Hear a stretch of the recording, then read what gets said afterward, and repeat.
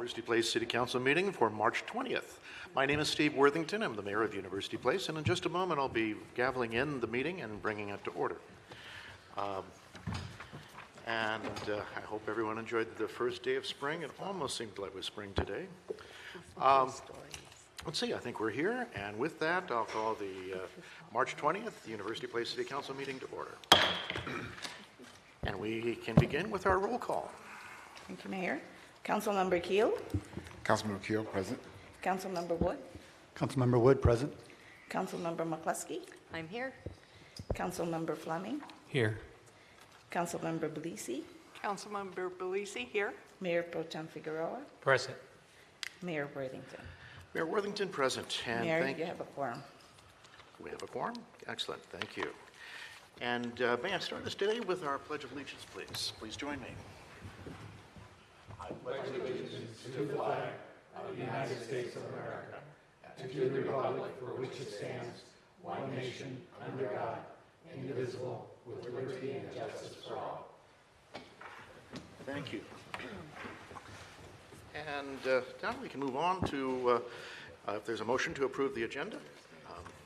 Mayor Pro Tem Figueroa makes a motion to approve the agenda. Very good, Mayor Pro Tem. Is there a second? Councilmember Belisi, I second. Thank you, Councilmember Belisi. And are there any objections to the approval of the agenda as distributed? I don't see any. Our agenda is approved. And that brings us to public comment. I understand we don't have anyone signed up ahead of time for public comment. That's still available, though. Is there a member of the public that would like to address the council? You have 3 minutes of time to do that. We also have instructions on the screen now about how to make comment remotely from your computer or by your phone. And I want to give you a few moments, those in the listening audience, to see if they want to come forward. So I want to ask you again if there's any members of the public that would like to speak tonight during our open comment period. I'm not seeing any. And do we see anything online that would indicate anyone taking advantage of that opportunity? I don't see any there either. So with that, we're going to move on to our next part of the agenda. I'm going to turn the page with eager anticipation because it's the consent agenda. Do we have a motion to approve the consent agenda? Mayor Pro Tem Figueroa makes a motion to approve the consent agenda as proposed. Thank you, Mayor Pro Tem. And is there a second? Councilmember Belisi, I second. Thank you. A motion and a second. And with that, are there any objections to the approval of the consent agenda as distributed? Any objections? Any? Our consent agenda is approved. Brings us to our next item, and I believe we have a public hearing at this point. So, have an opportunity to hear a bit about our stormwater program, which we've had in study session, and now see if particularly if the give the public an opportunity to see it in comment as they choose.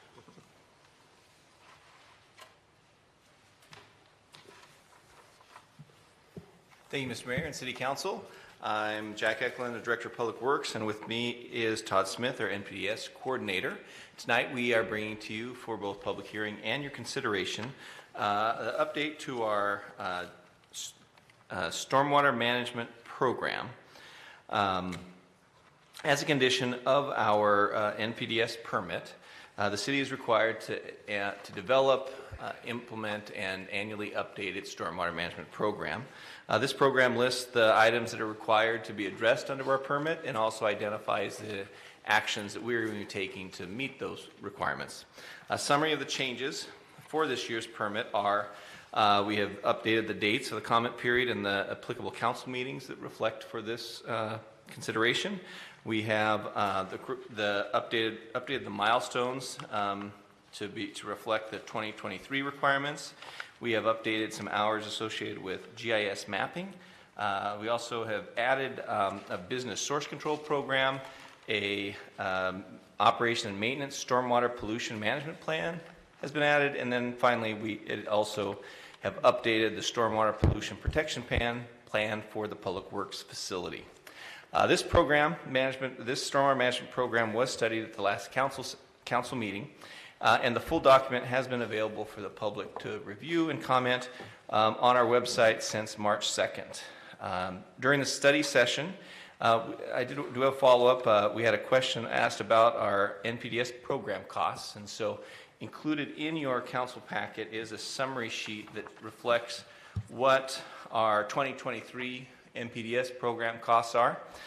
This is broken out by showing the personnel, services, supplies, and equipment costs in the various aspects of our program, which would include our NPDS management, review and inspection, the capital projects, operation and maintenance, as well as administration costs.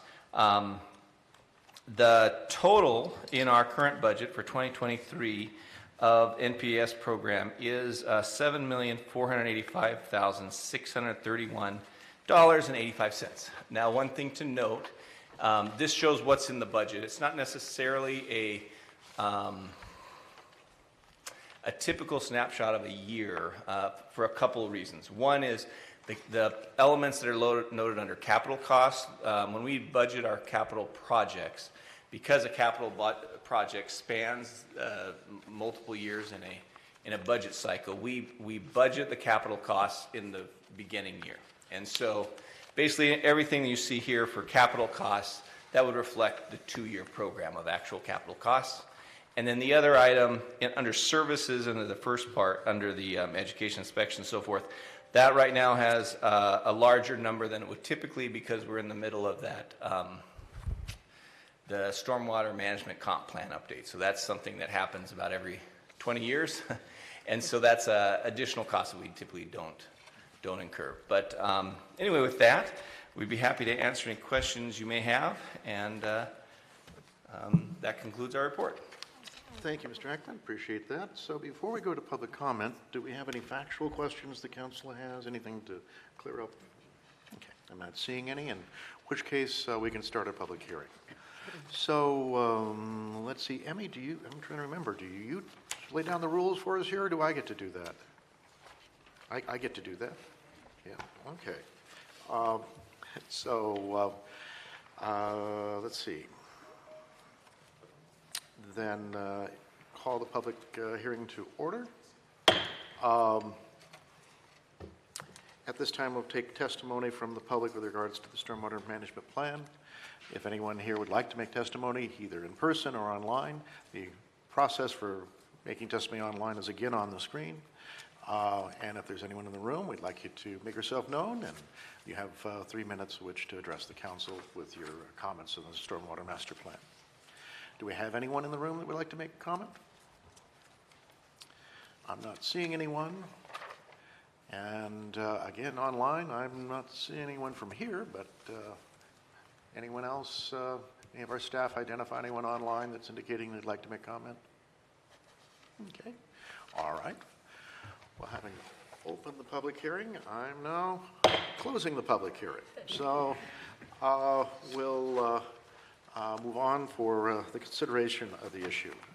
And a good place to start would be a motion. Does anyone have a motion for the Stormwater Master Plan? Mayor Pro Tem Figueroa makes a motion to adopt the 2023 City of University Place Phase 2 NPDES Stormwater Management Program.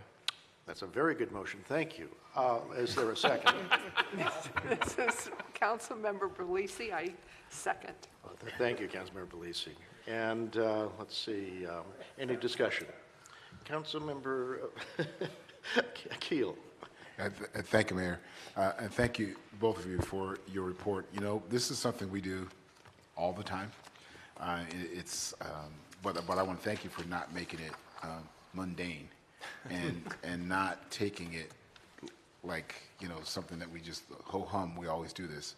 I want to commend you both for, from what I can tell, being very thoughtful about the program, looking at what you believe would be best for the citizens, utilizing the funds that we have well. I mean, you know, the number looks like it's big, but when you look at the projects and over the period of time, it's not really a lot, you know, when you look at that perspective. And so I just appreciate the work that you've done, that you put into it, and I'm happy to vote for this going forward. Thank you, Mayor. Very good. Thank you, Councilmember Keel. Anyone else for comment? Mayor Pro Tem Figueroa. Thank you, Mayor. And I'm glad you like my motion. Thank you. You know, I'm glad you said that, Councilmember Keel, because that was part of my comment, and that is that this is one of our highest taxes that we impose on our citizens. The swim fees is a very sizable one. And it's an unknown tax bill that people pay that don't really understand. But for whoever's listening, and maybe someday through our website and newsletter, we can do a little mini education through the year, just to educate people, what is this? Because it really, if you really look at it, it really does benefit huge sections of our city, and really does pay back.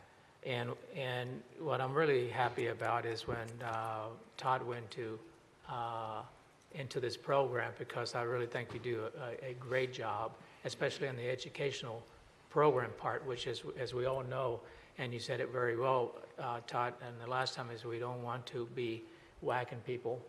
Maybe he didn't say that, but I'll say that. Yeah. We don't want to be strong-arming somebody into doing things and finding them, but to educate them in advance so that they for their own protection and protecting their investments. So it's a very complicated program, and like you said, for what we do is amazing how simplified you guys do it, but it's not simple, as we know, and so thank you again. Very good. Any other comments with regards to all right.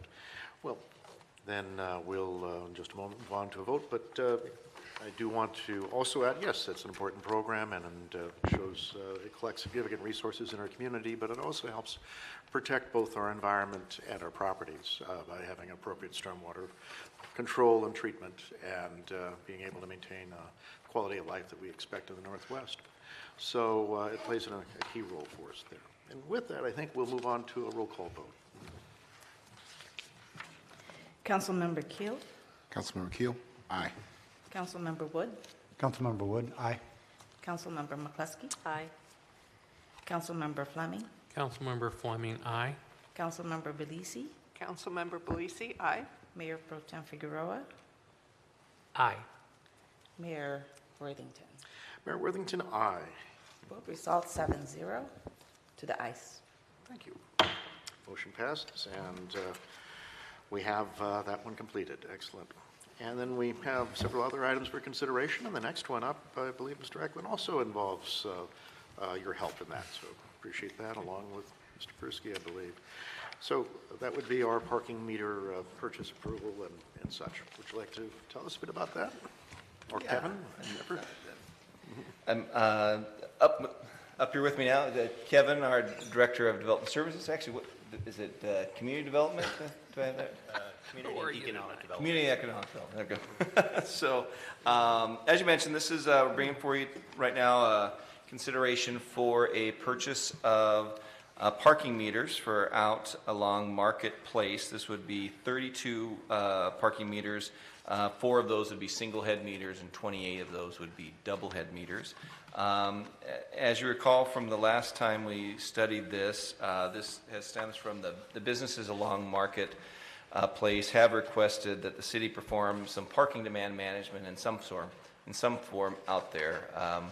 We have been, over the last few years, attempting to regulate this with the 1-hour parking signs, and those have generally been ineffective. Mostly through the day, the parking spots are generally about 100 to 95% filled, which then makes it difficult for the businesses to have the drive-by business that they would like to see. Various national experts that we've spoken to have identified that parking turnover is critical to local business success. And Kevin, do you remember what is that number they equate parking stall turnover for? If a parking stall turns over 10 times a day, it equates to approximately $100,000 or more in sales to the development. So, yeah, so it's critical to get the turnover. We've looked at the possibility of just ramping up actual enforcement, because really right now our signs are a bit more on the honor system. To do a real conventional enforcement, it would really take an additional full-time employee to be able to, it's not just being able to walk by and see that it's been there too long, you have to track it and know that the car's been there that long. And so that would be at a little over $100,000 a year of additional cost for that program if we were to go that route. Also, that type of enforcement has a bit more punitive in nature, where it's always citation based. So we have looked at, as we talked about, the parking meters, and the ones we've looked at that appear to be the most user-friendly and have the most convenient pay options is this meter from McKay Meters. It will have the option of both coin, credit card, app payment, as well as has the option for a prepaid card type of use. The total for this purchase would be, including tax and shipping, of $40,798.84.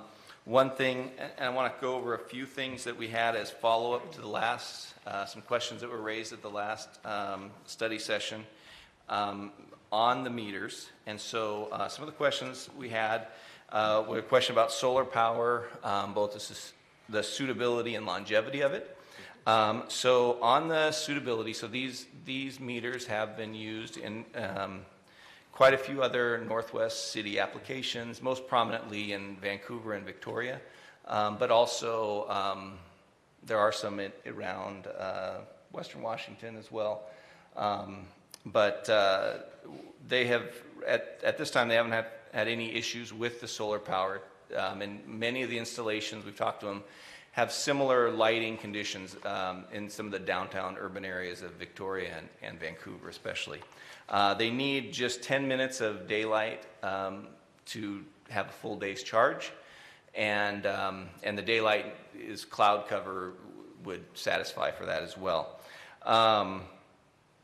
Also, one thing to note that these units are actually going to have the next generation of solar panel above and beyond what has been in their current ones, and this will allow for an upgraded panel size and greater solar absorption. So this should actually even have a quicker turnaround.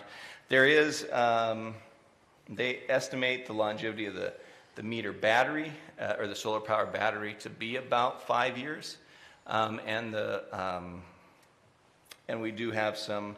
The replacement, you can buy just replacement batteries, and it's not a long lead time or a large cost for those.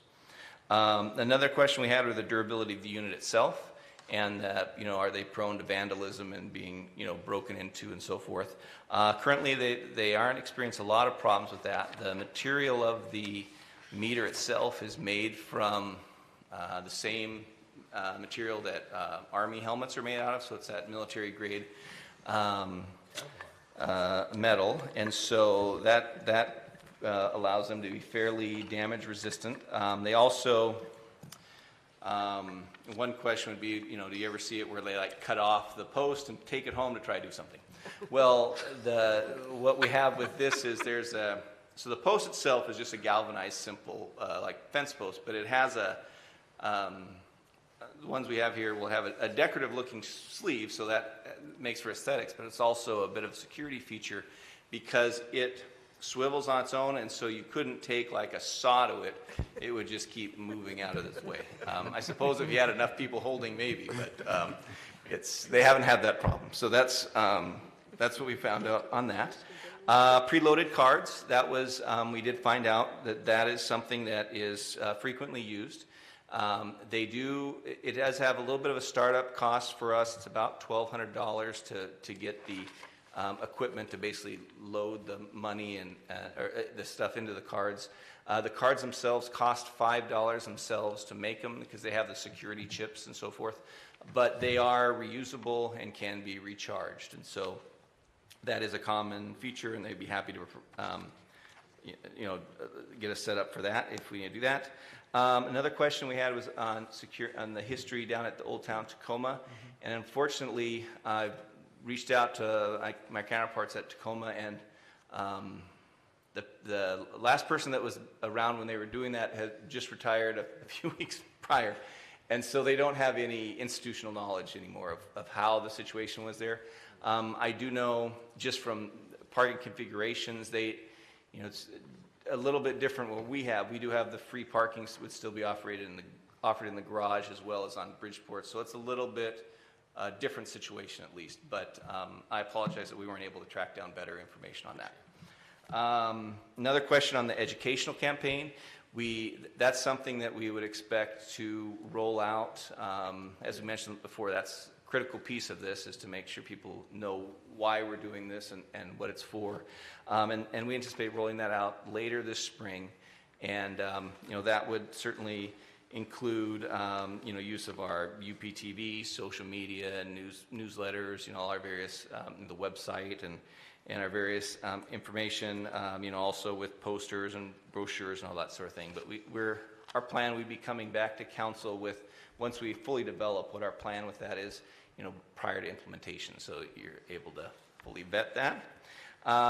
Another question we had were containing the ADA and the 15-minute stalls.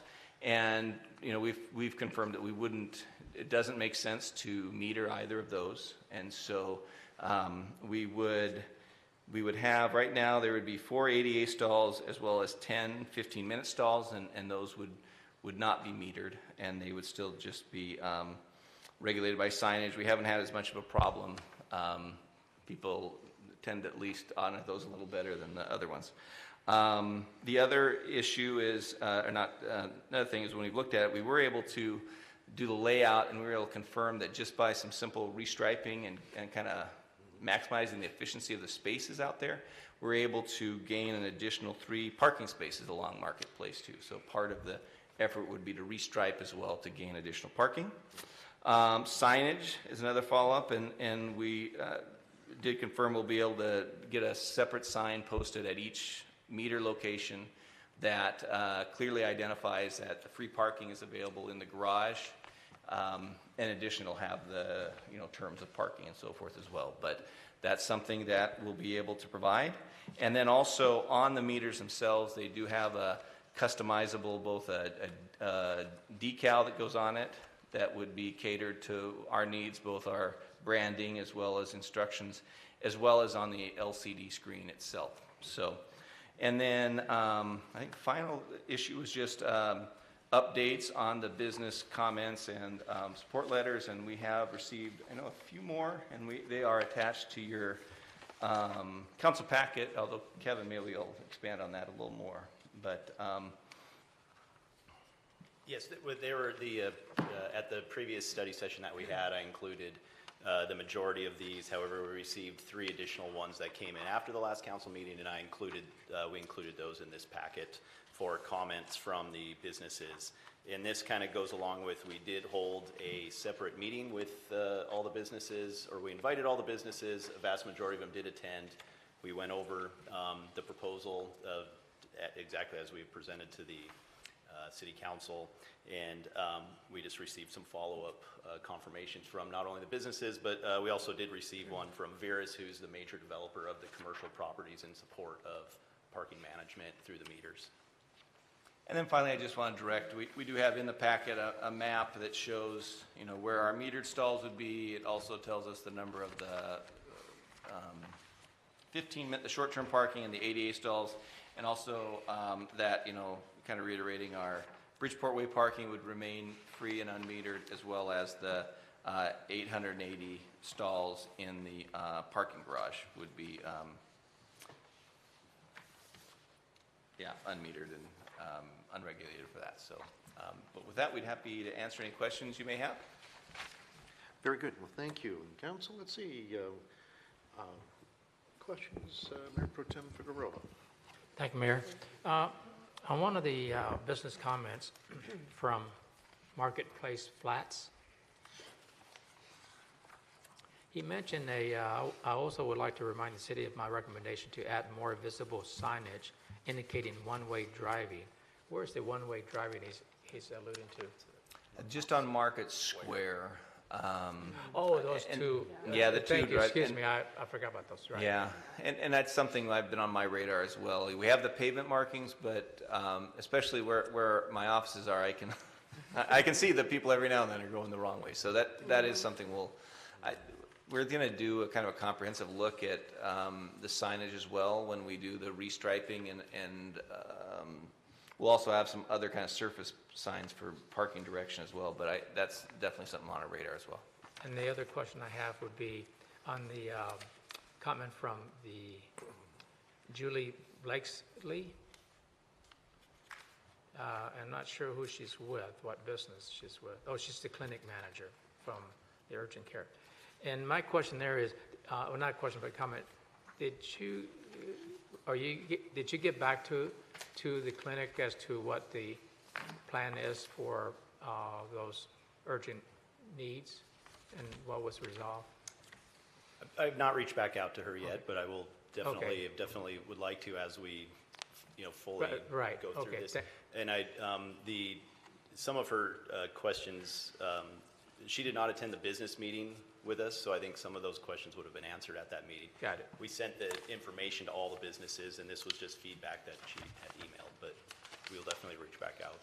Thank you. And one of those short-term 15-minute stalls at least is in the vicinity. We've tried to centrally locate it in the middle of the street so it both would benefit Jersey Mike's, the Mediterranean Grill Restaurant, and also the urgent care. So it's kind of in that area. So they would have at least one free 15-minute stall in the proximity, and then also the ADA stalls would be available for their disabled folks. Thank you. Thank you, Mayor. Okay, thank you. Councilmember McCluskey, followed by Councilmember Woods. All right, thank you. You were mentioning that you were going to restripe all the parking stalls out there so you can acquire 3 more. Was that, Well, we'll only be restriping the parallel ones on so it'd be on the east side of the street. But yeah, that's where we're able to get 3 more stalls. okay. For me, parking there, they're challenging anyway, at the length that they're at. So if you have a big truck, you will not be able to park there, correct? The stall would still be 22 or 21? 21 feet long, and so it's still should be long. And now I suppose if you have a big, like a king-size vehicle, an oversized vehicle may be difficult, but like a standard pickup truck or a SUV type of vehicle would still be able to. Yeah, because sometimes you're able to park there because there's no one on the other side, and then when somebody parks on the other side, then you're kind of stuck. With doing a Sometimes it lot can be of, tighter depending moving if- back and forth, and Yeah. so that's, I'm not sure if that's a totally wise decision to gain 3 more parking slots on that. Because of that, I know it's standard practice because I've been there, done that, and I've seen the outcomes of that. And at the end of the day, it's your call, but that's my personal opinion on shortening Yeah. the stalls. It's and part of the spaces we found there's a couple areas in general where they were underutilized the space. In the area specifically in front of like the Caldwell Banker space on the far end of the street, they had some spaces that were about 26 feet wide, where typical is the average is the guidance is 21 to 22. And so they had some very, very large ones there. And so that's where we had some room. We also had an area that was blocked out. It's a big dead zone in front of the, near the entrance to the apartments to the Marketplace Flats, right? That was set out because of their fire department connection. And then we found out in discussing with our fire code official that you could either block out basically a whole parking stall, or you could install a sign tall enough that it's above the where a car would be. Because really the areas the fire department doesn't need clear space to get their hose, they just need to be able to see where they are. And so that's an area where it's not, that whole space is basically just being freed up because of that dead zone. Okay. And it's a lot, seems more practical to get that, just to get a sign added up there, and the apartment folks are happy to have that sign installed. So it's not quite as There are some stalls that are going to be narrowed, maybe a foot from the 22 to the 21, but many stalls will be the same width that they are now. It's just in a few areas where we have some of these excessive stall lengths. Not so much like in the areas right in front of, like, right out here in these ones. Yeah. Like, they're very similar, the ones like right in front of the Mediterranean place or in front of the like Mod Pizza area of the parallel. Those are closer to what these stalls will be. It's more on the edges where we had the wider spots. We're able to kind of adjust it. Okay, all right, thank you, that clarifies that. And my other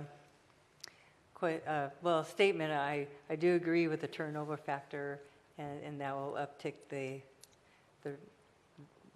retail revenue drivers for that. The other concern in the back of my head is, okay, when they're all filled in, we don't want to lose any revenue. So how are we going to encourage people who get discouraged? Well, we can't find the premium parking, because I think that the pricing is such at a nominal rate where they'll, if it's available, they park there versus going into the parking lot and trekking up the stairs and around. So how are we going to help the traffic overflow that just leaves and they don't want to park in our parking garage? And that's for another discussion, another day.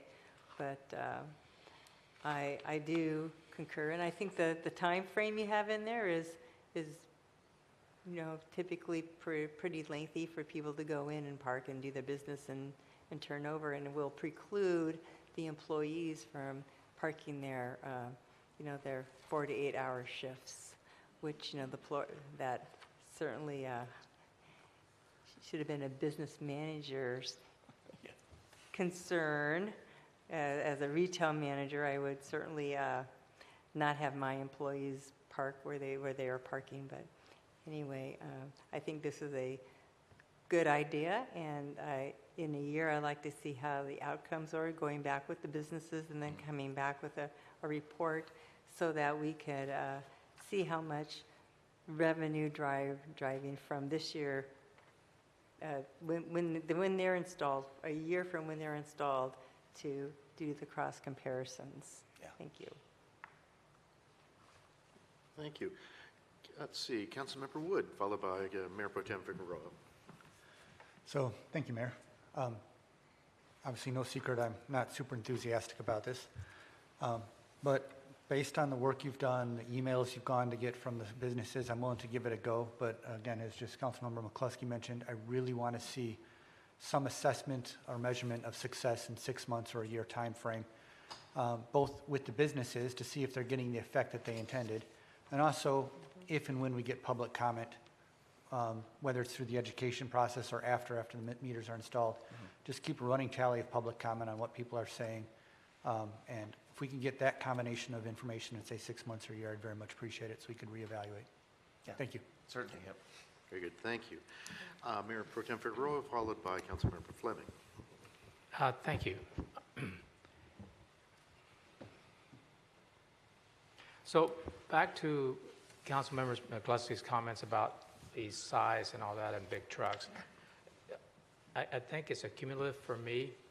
That is, there's a good percentage of people that don't know how to park and they're within their space.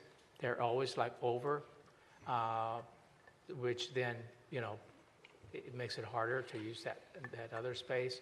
And then if you make those spaces smaller, even by a foot, and you got an oversized vehicle, or at least a good large size SUV, I don't know if you have you, I guess my question to you, have you given that, is that part of the consideration in reducing the size? Certainly, it's what we looked at for what's the minimum we'd want to do. That's why we didn't want to go, at one point we had kind of mapped out, hey, we might be able to get a 4 out of here, but, we'd be getting down to 20 feet or, and it just, that made it too, it felt that although that would accommodate most like a regular size personal car or sedan, That factor made us uncomfortable, and that's why we only are recommending to change it to 21 instead of the 22 that's out there for a lot of them. But that's So you're coming up with 3 extra spaces, you said, or 4? 3. 3? So is it possible to do it so that maybe you just get 2? But I mean, I really think, I'm with Councilmember McCluskey, that you're going to have, I think you'd be looking at creating issues on the use of those spaces because they're smaller and the fact that people just don't park right. Yeah. And so anyway, whatever it's worth. The other one is, it says it's a study session. We're discussing, no, this is clarification right now. Excuse me, I'll wait for the debate, Okay. discussion. All right. Thank you. Thank bet. you, Mayor. Certainly. Excuse me, and that brings us to Councilmember Fleming, followed by Councilmember Keel. Thank you, Mr. Mayor. I'll just combine all my comments into one, then I'll be quiet during the debate. How's that? You know, really, to Jack and Kevin, I want to thank you seriously for the work you all have put into getting us the information we need to make what I consider an informed decision on this. This is a tough decision. It's not one that I think we're going to be making very lightly.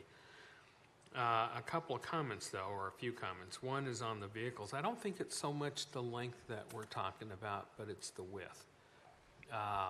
And if you know, I think the width is, I mean, the length's fine. Most vehicles are somewhere between, on the newer vehicles, between 12 to 18 feet. Some get up to 20, 22 feet. But it's the width. And if I'm listening to what Councilmember McCloskey and the Mayor Pro Tem were talking about, it's the width that they're talking about. Is just not enough space if you're going over a certain width. And I'm thinking you're going to be right around 8 to 10 feet on the width of those parking spaces, if I'm correct. They would all be 8 feet. Yeah, so you're not going to get a truck into, you know, into those parking spaces. And that's just a fact that goes with that. You know, the issue with the idea of putting the parking meters in with the hope that we're going to turn over, and I hope I'm wrong, I really do. You know, for me, once burned, twice shy.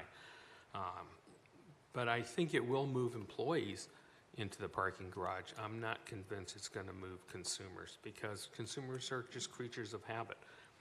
While we have a really beautiful underground parking garage, it is not adjacent to our retail. So people are going to have to park and they're going to have to walk. I'm just not convinced yet in my head that we can get there. So while I'm holding back on my vote tonight for this, and I probably will be the minority vote, that's okay. I'm just a little bit leery still about that. I also agree, though, with what Councilmember Wood was asking for, because I think it's important that we, you know, before we get too far down the road on this, that we get updates in terms of how is that really affecting our businesses in the town center. You know, the goal, I'm going to presume, of this project is to draw more consumers to the town center, not drive them away. Yep. So, you know, and I applaud that if we do that. I hope that I am wrong in my assumptions, because we really do want a thriving town center, and anything that we can do to bring consumers here, we should certainly look towards doing that. The last comment I have has to do with the letters that we got, and I read that letter on the Urgent Care Center, and they do have some serious concerns about this and the impact on their business. Have we had an opportunity to either look at that, talk with them, figure out a way to mitigate their concerns, or are we just going to ride with what we got? So I know Kevin's, I think he certainly can go back and talk to them. And by ordering them, getting the meters ordered, we still aren't locked in that if we wanted to, it wouldn't be the end of the world if we had a couple spaces that, if it turned out to be appropriate to do that for, say, the urgent care or not, whether it is or not, then they become spare units if we do have to have one. So that certainly could be an opportunity. We want to make sure that to get this kind of in place by the summer, we need to get things ordered, and that's kind of why we're going to at this step, but there are still things that can be fine-tuned on the final placement, and Kevin certainly will still have follow-up meetings with the various businesses, I'm sure. But And they do have, in front of the urgent care, there is 2 ADA stalls that are pretty much right in front of them. The 2 ADA stalls on that end of the development are very close to the urgent care for that portion. Yeah, but not all people who go to the urgent care Yes, are correct, ADA. Correct. I would, and this was my, at least comment in the meeting, is there's no place for them to park now. If you drive down on that end, Yeah.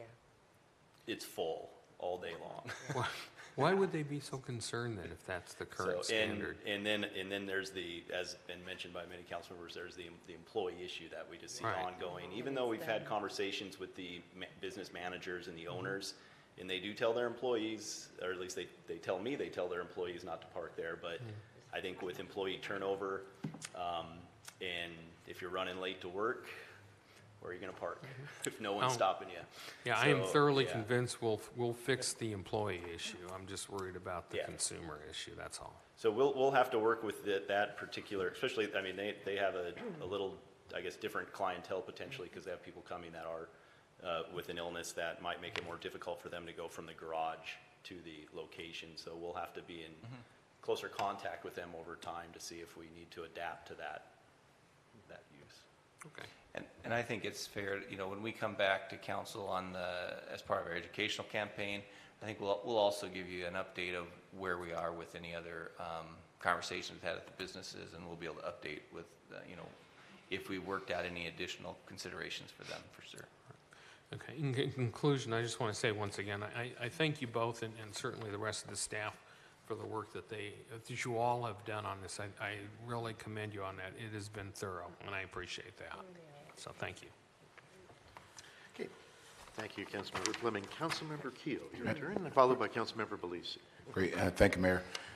So I want to ask some clarifying questions now, and when we get to the debate part, I've got more questions and comments on that. So for clarification, you talked about the poles that have that little sleeve that swivels so you can't saw them off.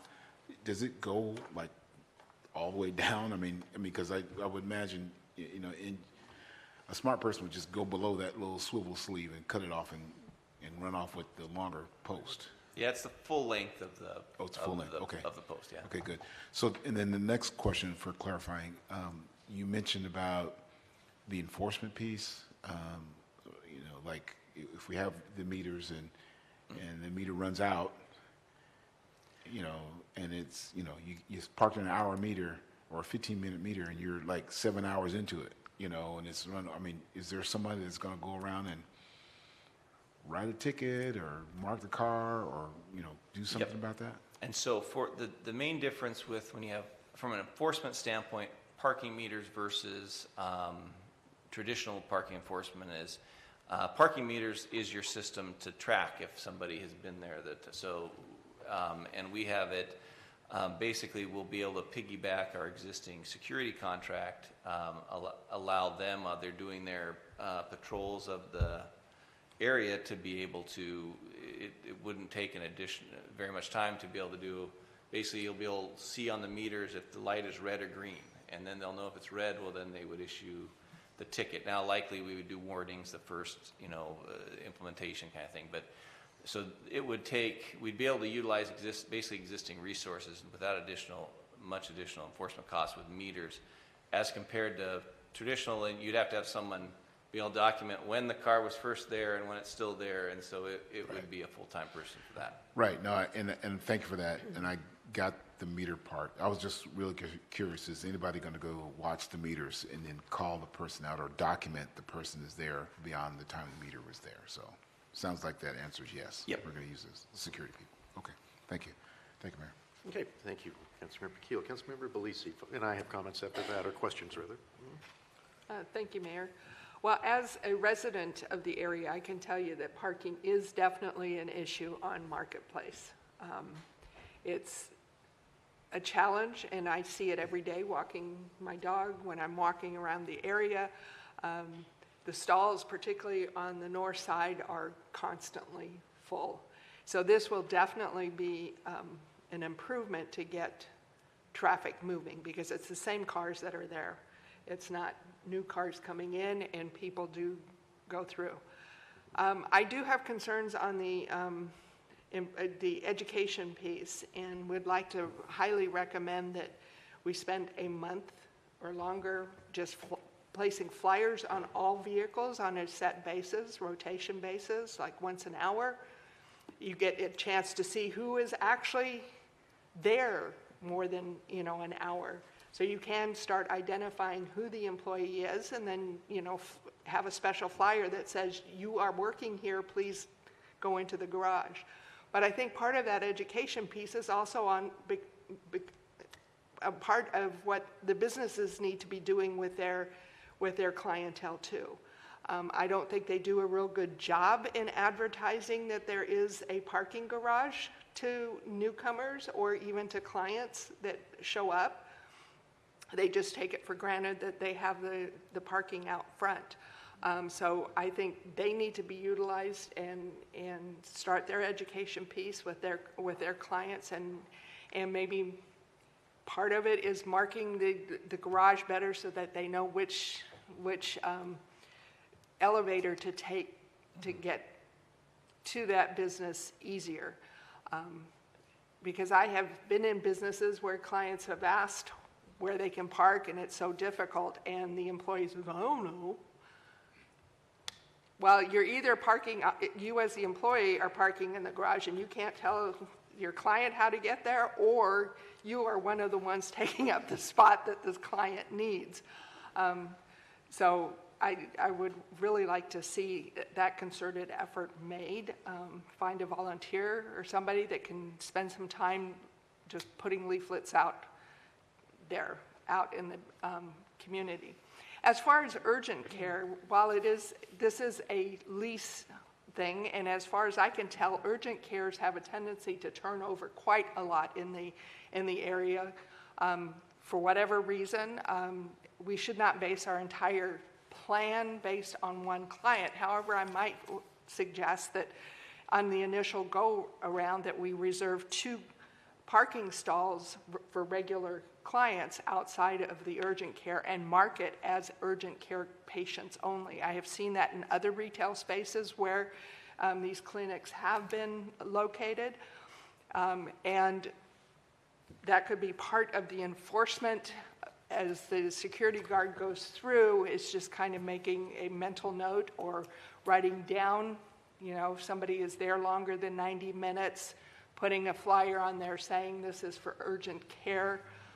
If you are not a patient, please do not park here in the future, to help alleviate their problems. But I have also seen urgent care patients being dropped off and then people going into the garage. The garage is being utilized a lot more as time goes on. I have seen more and more people, especially the Orange Theory during the day, they automatically go into the garage and take it up. So I think with education on the part of our merchants in notifying their clients about this option, we will see more utilization of the garage going on. I do commend you for looking at realigning the parking stalls, because I know the red space out in front of Marketplace Flats is continually being used as a parking stall. Anyway. Yeah, and we have doubled up and tripled up in some of those spaces, so it's obvious that some of them are just a little bit too big for the average vehicle. As far as the individuals driving oversized trucks, they never seem to understand their size. It's kind of like a Doberman, the Great Dane doesn't have a clue how big they are. They're going to have issues going into the parking garage too. So that's just one of the facts of life. But I know Bridgeport's being used a lot more for people in overflow. So I'm looking forward to seeing this and seeing, getting the feedback, as Councilmember McCluskey said, that we can look at it to make sure that it is indeed the intent that we had, and to listen to the clients that are utilizing this and seeing where we can make adjustments to make it easier. But we're not asking for a huge amount for parking, and I think for most of the business transactions based on our current demographic of businesses, the hour and a half max should ensure that we get utilization of our businesses. So thank you. Okay, thank you, Councilmember Belisi. I have a few comments I was going to add, or a few questions rather to bring up. Have we talked about whether or not we'll be enforcing parking meters on vehicles with ADA tabs or ADA placards? So the ADA stalls themselves will not be metered? No, on the But if- metered stalls. But if, typically, what we've found is you don't meter the ADA stalls. If someone has an ADA placard but are in a metered stall, you still would meter it and enforce You it. still, I'm sorry? You would still, at least that's what we've heard. You still meter, you still enforce and meter, but we haven't, I haven't heard anything different than that. I have. So Okay. my research is it's about a 50-50 split, and it's a local jurisdictional call. So that's not a fact necessarily, that's just a general observation, but places like Spokane do not enforce parking meters with an ADA placard. Other places, do.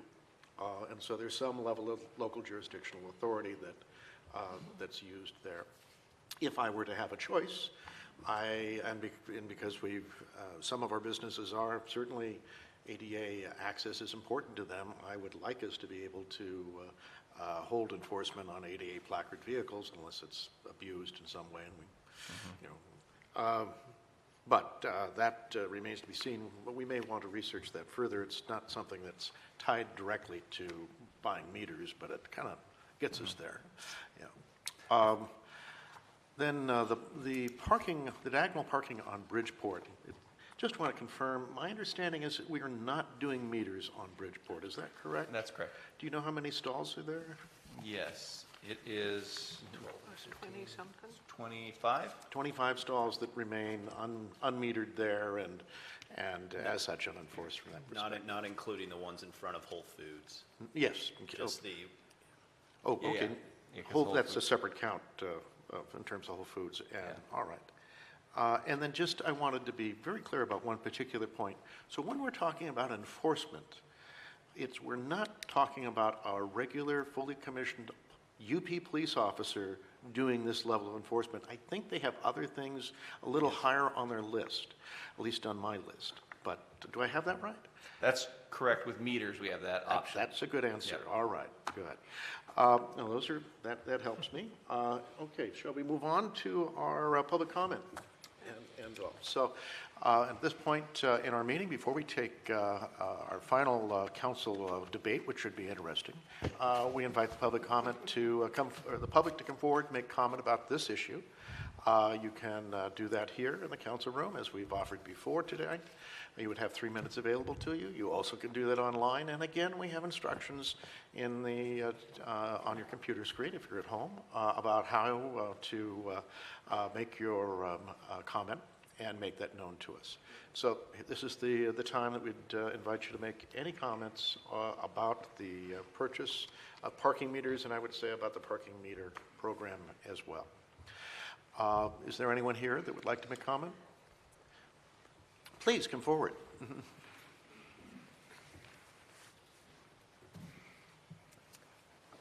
Good evening, Frank Boykin, 6310 62nd Street Court West, University Place, Washington, 98467. Thank you so much for the opportunity to share. I think it has been really impactful to hear how thoughtfully the city is looking at this issue. I also think that the comments that I've heard from each of the council members in particular resonate with me about two things: the underutilization of the parking garage, as well as the expectation of how is it that citizens like myself is going to respond to the scenario of seeing that we've got really enforcement for parking, and as you know, every dollar counts. So I'm thinking about two things.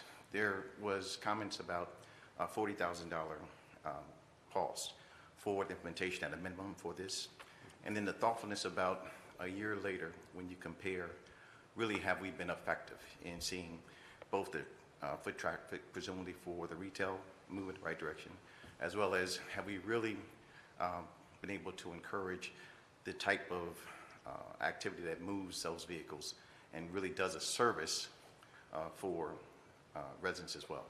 So here's my question.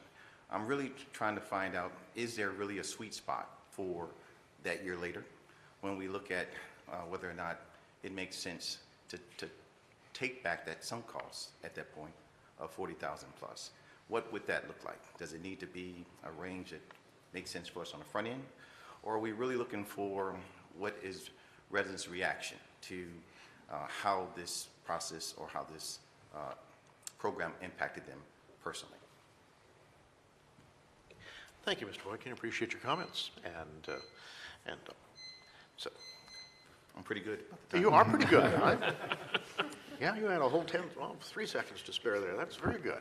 Thank you. Anyone else that would like to make comment in our council chamber tonight on this issue? Anybody else? I'm not seeing any. And do we have anyone online? No one online as well. All right. Well, council, I think it's time to start our discussion. I'd like to make a motion. Oh, yes, a motion's a good place to start. Listen, you did well last time. Let's try it. All right. Gracias, Mayor. Mayor Pro Tem Figueroa makes a motion to authorize the city manager to execute an agreement with Mankey Meters to provide, install parking meters in the amount of $40,798.84. Thank you. Appreciate the motion. And is there a second? This is Councilmember Belisi, I second. Okay, we have a motion and a second. The motion's in order, and we can start our discussion. So, Mayor Pro Tem Figueroa, saw your hand first. Thank you, Mayor. This is just some continuation of our clarification moments, and that is that I think on the, I like your comment about what you've seen in some jurisdictions. So their policy was to allow anyone with an ADA plaque or whatever to be able to park there and not be fined. And I like to see us make that policy. I think that's a great idea, and for many reasons, which I won't go into. I think you guys can figure that out. But I certainly would support that, and for us to make that decision. I don't want to leave that to staff. I think that I don't want to trap them and put them in a corner. I think that's a decision we should do for our citizens. The other one would be, and it goes with the public comment that just occurred. I had when Councilmember Wood talked about in 1 year and we'll reconsider. I wanted to, since this is a discussion, is what did you mean by that? Because I'm not going to vote for this. I mean, I am going to vote for this, but I think it would be very weak for us to vote thinking that in a year from now we may just pull everything out. That's not, to me, a good expending the taxpayers' dollars and then trying to train everybody to go there, and then because it didn't work for a handful of people, do we take a survey? Do we take an election and vote, and so we know that 50% for sure, or we listening to those that scream the loudest, which is usually less than 10%. So again, I want to be very careful about who's really complaining and for what reasons. And but even with all that, the public comment came in as, well, is there a middle? I don't think there's a middle. You don't just start doing this and with a half foot, one leg in and one leg out. That's not a good policy. I think that we either go in, and if there's some adjustments, it should be maybe restriping for the size, maybe the width or the length, maybe on the ADA, policy. There are some changes we can do there, but as far as actually having parking meters there, I think that would be a tough thing, not only for us, but for our citizens. It doesn't make us look, in my opinion, it doesn't make us look like we really are invested in making this happen. So I wanted to make sure, I still have some questions, but when it's your turn, you can answer to that. And then the other one would be, regards, I think, I forget who it was, one of our council members, about signage, the signs better signs to the parking garage. We've been mentioning that for some time. I know I have several times to get better signs so people park there, because especially coming from 40th, which is a major thoroughfare, I said, we own a piece of property, which a long time ago said we didn't want to sell it to that property owner down there, because that would be a great place to put some good signage that say parking instead, because they miss it. They have no clue there's parking down there, and they just go straight to Bridgeport and start figuring out where they're going to park. I think maybe since there's a really hard time for either budgeting it or making that decision, I think it's a council decision at this time to give direction to the administration to make that happen. And I'd like to be maybe this isn't part of this council action, but I certainly want to have a study session for us to give a direction to the administration to put a signage, a major signage right there. I know we have a consultant, supposedly a contractor, to give us wayward signs and to where the signs are, but it just seems to be taking too long for my satisfaction. And it doesn't take a rocket scientist to figure it out that we need a sign there, and let's just get that done. And I think we can make that decision. We have that right to make that decision. So we should just do it, because for me, it's a big deal that we have a huge parking garage and we're talking about doing all this and we're not doing one simple thing. Let's get a sign up that says parking in that direction. So it's on us too, to get off our feet and say, and make this happen. We have that ability. So if we don't, then I can't blame staff for dragging their feet on it, or the consultant, whoever's making this recommendations. Now, on signage, that's the start. The other thing is signage outside. There's several openings. If you don't know how it connects to the top, you need really good signs out there on the outside that said the next opening, I don't know. I mean, that becomes a little bit more scientific for me, but you know, what bay do you go in if you want to go to one end of the spectrum versus over there by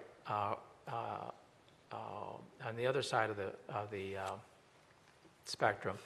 And so I think we need very good signage outside those buildings, but also on the inside. And that is, when you get in there, then what?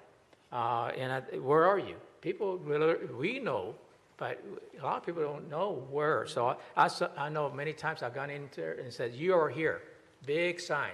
You're here, this is where Galos Chicken is, and this is Mott Pizza, and this is the urgent care, but you're here, and you go this way, or you go that way, and take the ramp.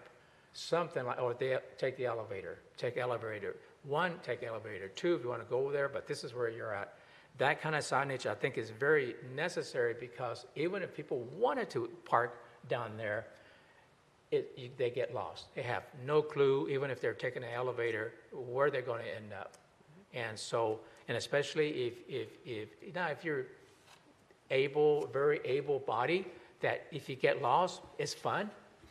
But not everybody is able-bodied, and they don't want to get lost, or they have children or babies or whatever, or they're late to an appointment in one of our businesses, and they don't want to get lost. So I think that's really critical.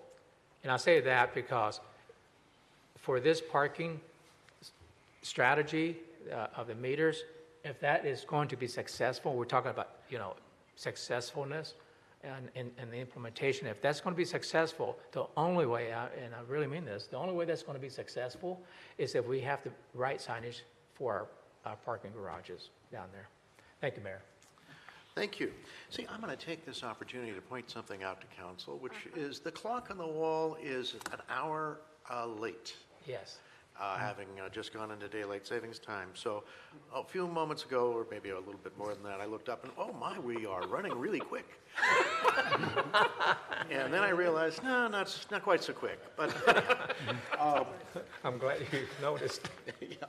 So Councilmember Keel, you're next up, and that'll be followed by Councilmember Wood and then Councilmember McCluskey. Great, thank you, Mayor. I wish one day Mayor Pro Tem would tell us how he really feels about signage. No problem. Yeah. I'm really excited about this topic, and unlike some of my colleagues, I'm really supportive of doing this.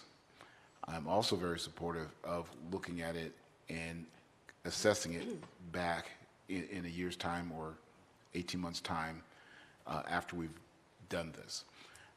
To the comment that we heard from public comment, what I took from it wasn't doing it halfway and then giving up. It was, what I heard is that we've got some folks that feel this way about it and some folks that feel this way about it. Is there a place that we can look at how people are feeling and then come up with some common ground to do the implementation? Not to undo what we've done, but how do we find the best of both sides and come up with a better answer? Is what I heard, and that's my interest after a year of doing this. How do we assess what we've learned over the year's time that we've done this and come up with a better answer? And I think signage, like the Mayor Pro Tem was saying, is part of the better answer. The other thing I would say is that the reason why I'm excited about parking is, many of us at this dais, we talk a lot about listening to the businesses and doing what they want. We say it all the time, a lot of topics. We got to listen to the business. We got to listen to the business. We got to do what they want. Well, the businesses told us they want parking. That's what they said. And so why aren't we listening to the business? Like we do the other places. With all of that said, there are some landmines. Yes, there are landmines in everything that we do at this dais, as you all know. And so I think our job is to work with staff to figure out how we get beyond them, get around them, and come up with the better answer. Again, signage is a big piece of it. I also heard today about we may not want to do this because of if we put meters in, then people are they're going to be, the parking stalls are going to be full and all that kind of stuff like that. Well, the stalls are full now, and people that come to do business at the Market Square can't park because the employees are parking there. And so the thought to not do this because the stalls are going to be full is that horse is already out the barn. And so I think the business is telling us that they believe that meters will drive the turnover. And they have done their research because they're in business, they got their own money at stake, and they're trying to make a go of it. They've done the research, and they've said to us that a turnover every hour drives $100,000, $10,000? $100,000. $100,000 a year. Why aren't we listening to the business? And so I am for doing this and looking at it, evaluating it, and coming back and trying to come up with a better answer. Because for sure, it's not going to be perfect first time out of the chute. But I think we need to look at how to make it perfect. Thank you, Mayor. Okay. Thank you. Appreciate the comments. And Councilmember Wood. Thank you, Mayor. I'll address a couple of things first. One is a question I probably should have asked in the first part, but probably for the city attorney. Can I safely assume that we are going to have to adjust city code if we install parking meters for enforcement purposes? You can safely assume that. One of the things that we are looking at in terms of subsequent legislation before our go-live date will involve certain financial issues related to actually formally affixing the rate per hour. You've heard staff on prior study sessions reflect that it would be about $1 an hour rate on a variable flex rates type structure. So we would want to come back and revisit that. At the last study session, you also heard information related to fines for violations. That would have to be fixed. A couple other things that are at least in that on-deck circle relate to some of the decision points that you guys have discussed earlier this evening. Should there be some sort of, at least one of the ideas we're batting around is there a sort of an affirmative defense to citation for somebody who's seeking healthcare related services? should they happen to get tagged or with a citation or something like that. And then there's some technical realignments that would probably have to be done in light of the model traffic ordinance. So we are looking at changes before a go live date. Okay, thank you. Okay, second, this is a comment. It was brought up the possibility if the urgent care, maybe assigning them a couple of slots. I'd support that at a course of action, big signs front saying urgent care parking only. Just in general, depending after your discussions with them where that goes, I'd support a course of action like that. Frank, thank you for your comments. And I just want to clarify why I would want to revisit this potentially in a year, either as a formal council action or at least as a study session, because we're making assumptions. This isn't frickin' fixing a pothole. We know if we dedicate money to fixing a pothole, the pothole will get fixed and it's done. We're good. We are making assumptions here that we are going to create more turnover and the businesses will be happier with what is happening.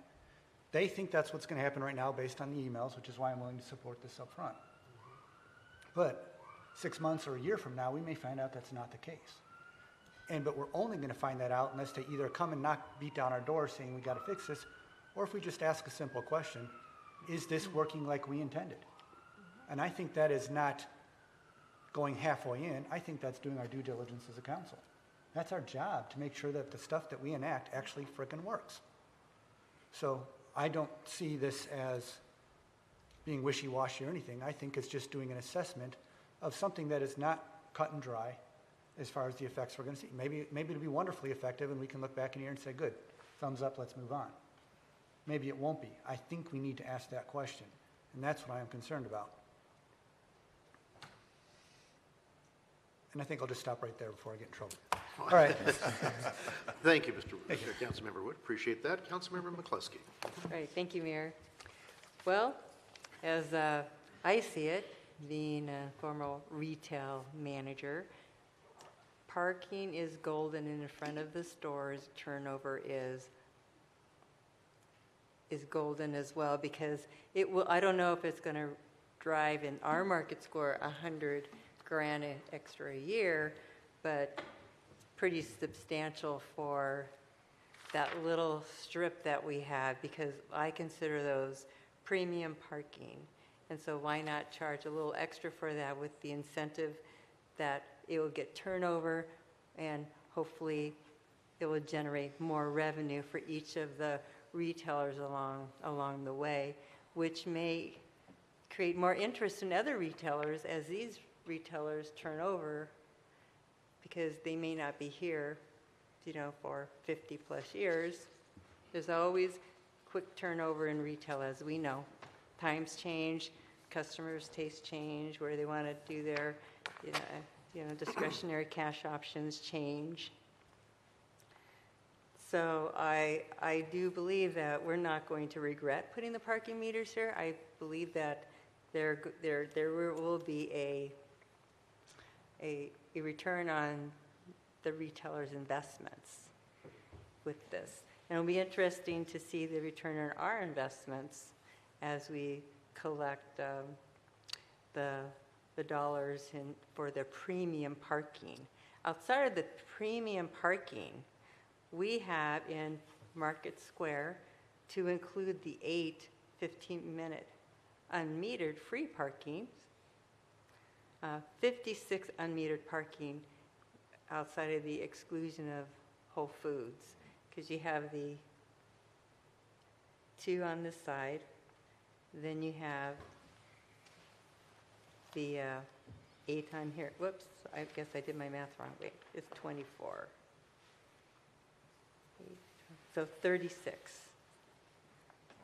So that's a lot of options in regards to that. And I have noticed people park in Whole Foods and walk across. So even though, Whole Foods probably would not like that, but they don't monitor their parking.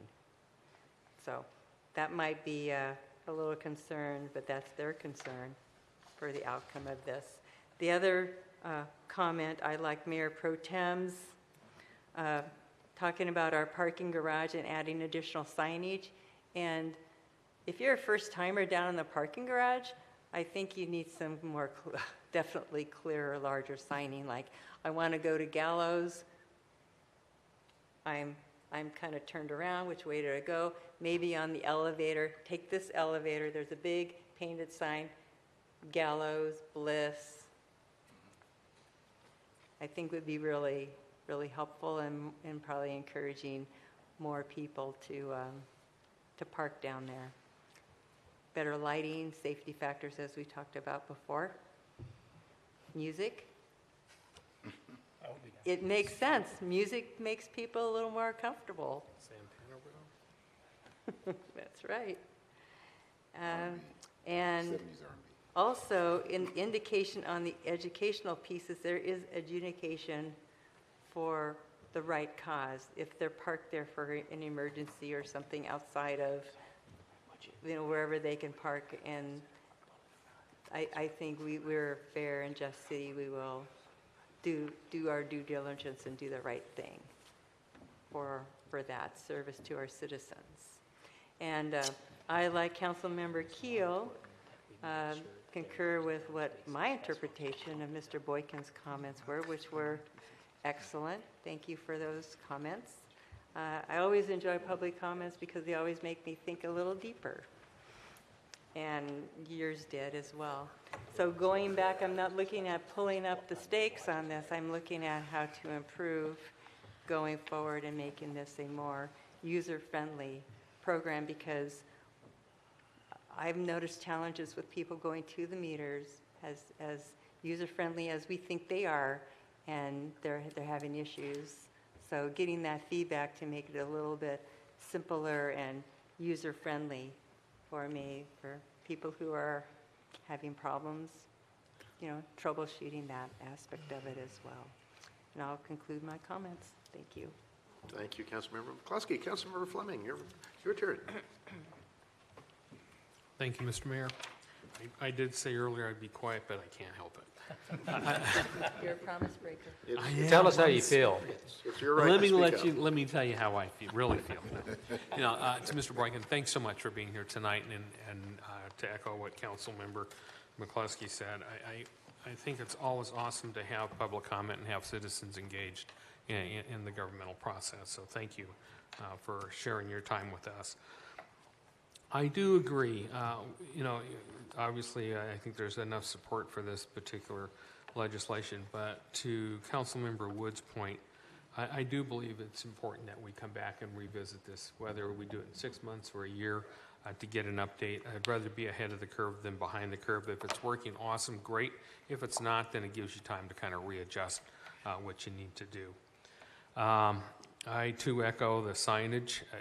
When you're in Seattle, I hate to use that as an example, but when you're in Seattle and you park in the parking garage, there's always signage telling you where you are and where you're going, because you don't know. Once you're underground, you do get disoriented. In our underground, once you're underground, you are disoriented, because there is no signage to tell you where you're going or where the town center is, so you got to figure it out. So I think we can do better. I know in earlier presentations we used Santana Row as an example. They do have music in the parking garage, so just FYI, I think it's pretty good, so for what that's worth. I want to circle back to what the Mayor Pro Tem had said, because I thought I heard him offering an amendment to this with regards to the disabled parking. So maybe I misunderstood that? No, I was not. Okay, so we have no policy then for that going If forward. that's coming up. Okay. And then lastly, to our city attorney, I know you got to go through a lot of revisions now to make all this work from a legal perspective, but what about the parking enforcement individuals? Do we not have to give them some sort of empowerment to write tickets so that they are enforceable if someone That challenges part it? is baked in the code. When we did Okay. a major change to the parking code.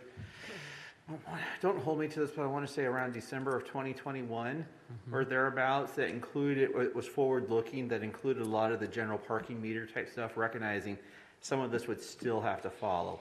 And there were provisions baked in there that if they could engage in enforcement under the code, they were otherwise authorized. whether it was a police officer, limited commission officer, or other individual authorized to write citations. I don't have the exact code language up, but we good. worked it in such a way to accommodate, generally speaking, the framework that's been discussed with you tonight. But because we're bringing code revisions back to address some of the things I talked about earlier, that's one more thing as we go once around the horn. We'll take one more touch on that. Awesome. Okay, thank you. All right, well, very good. Well, I'm going to make a couple of comments as well. So let's see. And in regards to some of the discussions we've had tonight, just to provide my perspective on it, with regards to parking size and number, I appreciate the work that's been done there. I think it's appropriate. More parking stalls, I think, is ultimately the intent here. And just increasing that number by making the stall size more conforming to the norm helps us at that.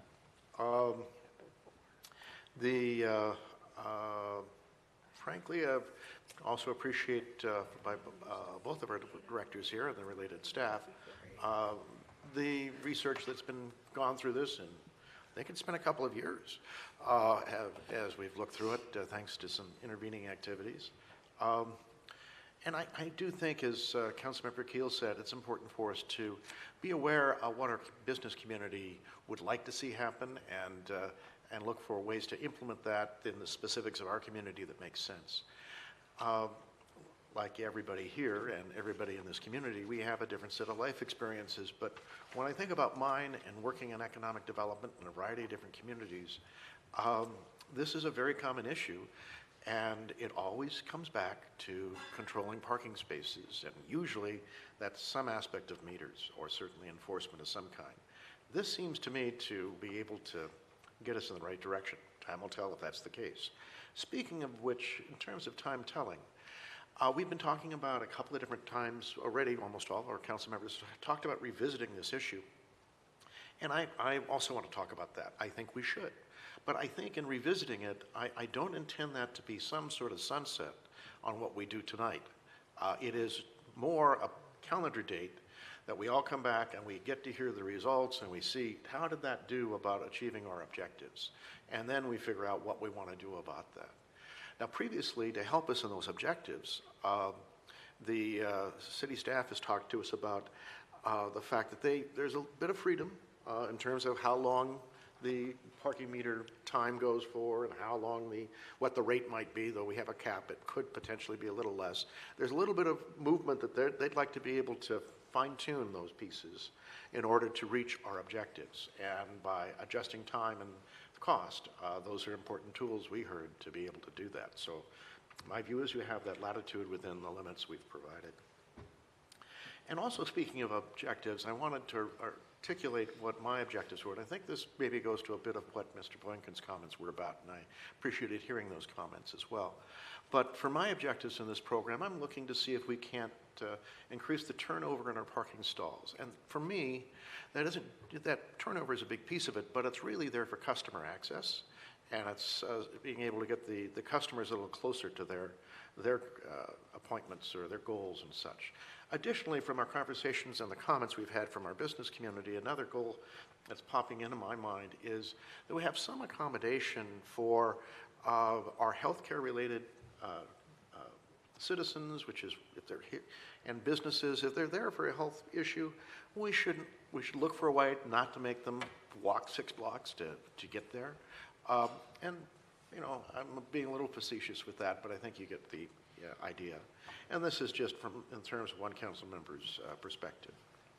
All in all, I think this will do it, though. I think we're putting a mechanism in place, and I don't believe that I can, in my mind, come up with another or better alternative. In fact, I'm eager to get this on the road.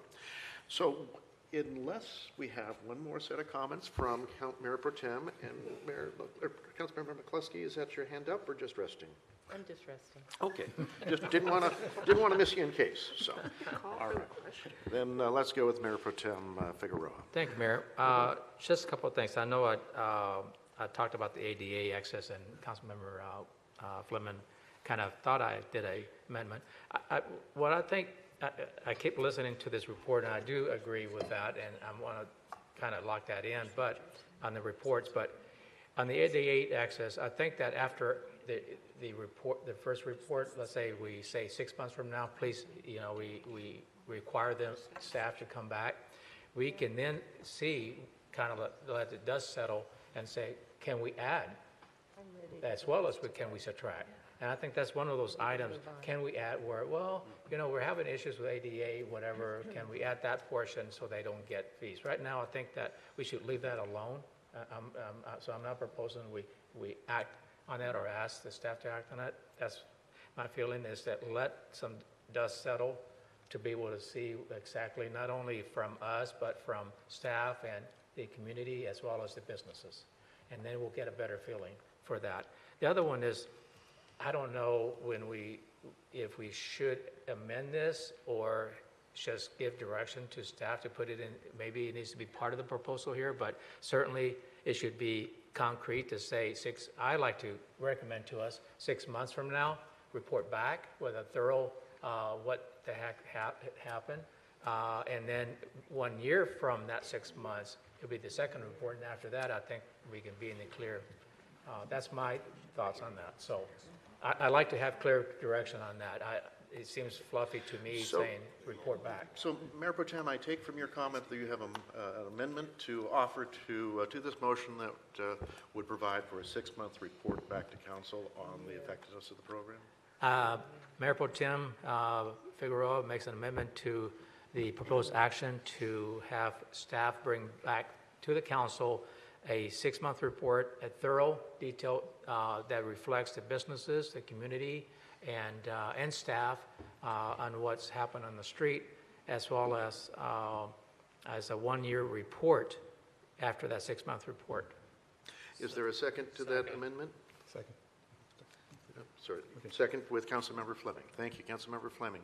So we have a motion and an amendment and discussion. Councilmember Keel and then Councilmember McCluskey. Yeah, thank you, Mayor. I just want to make sure that I'm okay with the 6 months, as long as it's 6 months from the time it starts, not from Correct. tonight, Oh, well, okay? I just assume, but you can't assume anything. But the intent was the time that the community has to pay. Yeah, okay, good. Okay. Councilmember McCluskey. Yeah, I believe it needs to be a year because there's an educational piece. There's a, a rollout, so we're not going to get the full value of the whole season because we have all the holidays, our events, all those things will be impacting the outcomes here. So 6 months to me is, so what? Okay, there's 6 months, all right. A full year, then I could see maybe some of the trending and see how some of our other, the holiday seasons and how it upticks in the spring with the warmer weathers and all those things. That to me will be a fuller picture, even though it's 1 year, knowing that the startup, here's where we started up, and then the educational piece took hold. Then we went into all the seasonal pieces, all the downturns, and then we come back around. And it will also indicate the hours. Okay, here's our retail.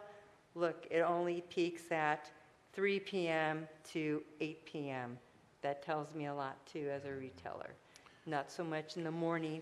What about Happy Duo? He's more morning traffic. How's that flowing? We'll know the meters that are generating it. To me, I'm ready to gnash out the data for a full year. 6 months, that's nice to know, but let's move on. May I respond to that, Mayor? Just because I thought about that. I'm cutting the line, I know I am, but. May I recognize you? If Councilmember McCluskey's done. Yes, I am. Oh, okay. I was just going to say, I thought about that very thing that you raised, and the reason why I was agreeable to 6 months, because he said, and after the 6 months, a year, right? And so I would use that first 6 months as kind of the startup. Okay, what have you learned? And then at that time, we can fold in all those things you just talked about and say, give us that in a year's time. Okay. Mayor, so before we have go- a privileged motion here we need to get taken care of. So go ahead. Mayor Pro Tem makes a motion to extend the meeting to 8:30. So a motion to extend to 8:30. Is there a second? I'll second. Okay, motion and a second. All those in favor of extending to 8:30, say aye. Aye. All those opposed? Motion is passed. We're extended to 8:30. So, Mayor Pro Tem Figueroa. On the 6 months, I thought about that, but I think that there's going to be a lot of dust is going on, and it's going to settle fairly quickly, and a lot of things, and I don't want to wait for a year to make changes that are simple that will lessen the aggravation that may be going out there. I think is too much time, and I think the 6 months gives us some fine tuning that can occur fairly quickly, and get our businesses satisfied if there's a real and we say, well, no, we're not going to do this again for another year. I think that 6 months, though, even the business will say that's a good timing. So I'll stick to my amendment. So I call for the question. Thank you. We have a motion. The question's been called. Is there a second? You don't have a second. No, thank you, second. All those in favor of the motion for call for the question, say aye. Aye. All those opposed? Aye. Anybody else? Not really. Okay. So when we get done with this vote, I'll explain my aye. Okay. With that in mind, all those in favor of the motion to amend the proposed, or to add to the proposed contract a 6-month review, 6 months from approximately 6 months from the date of starting operation, say aye. And a year after that. On a 12-month review from the 6 months? Right. So 18 months in. Right. Okay. Thank you for the clarification. Do I need to restate that? No. We've all got it? All So those? 18 months full review. No. 6 months and then 12 months after that.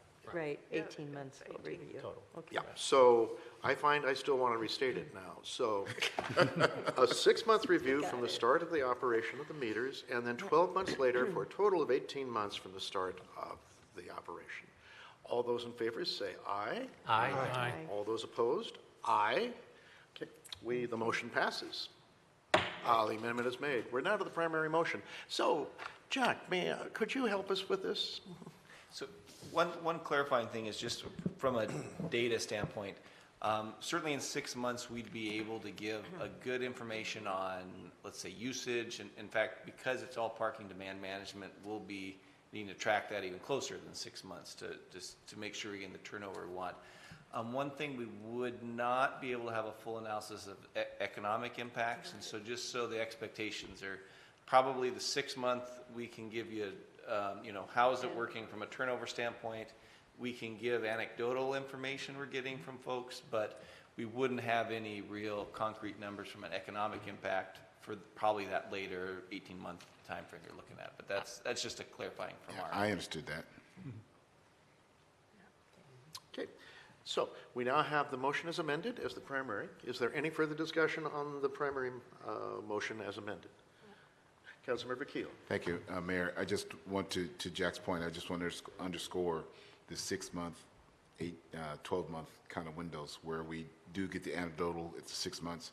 I think it's time, it'll give us some time to have thought about it some more. And to Councilmember McCluskey's point, we may want to say, here's what we'd like to see now, a year from now, and give some more specificity around the economic impacts and all that stuff. And staff will have had some experience with this and be able to give us some more feedback to where we can actually come up with a really good 18-month report. Thank you. Any other comments on this before we go to a vote on the amended motion? Okay.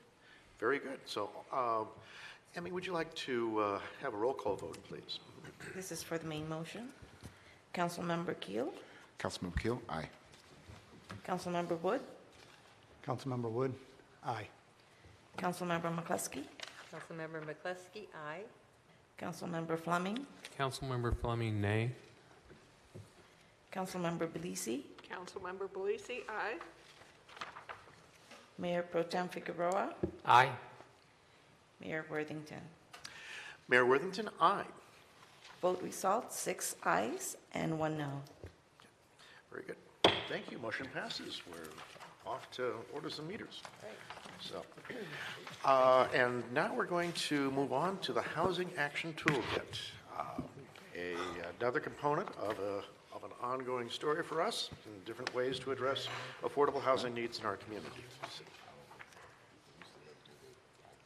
Kevin, let's see, we're all set there. So.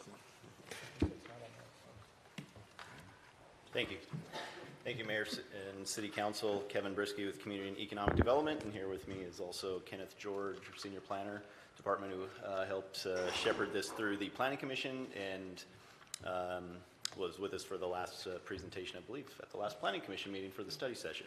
So tonight before you for council consideration is an ordinance amending Title 17 and Title 21 of the University Place Municipal Code to implement portions of the Housing Action Toolkit. The proposed amendments would be to increase the number of lots that can be created with a short subdivision process from 4 lots to 9 lots, to make the approval of a final plat an administrative approval, and to raise the State Environmental Policy Act SEPA exemption levels for minor new construction. And with that, would take any questions.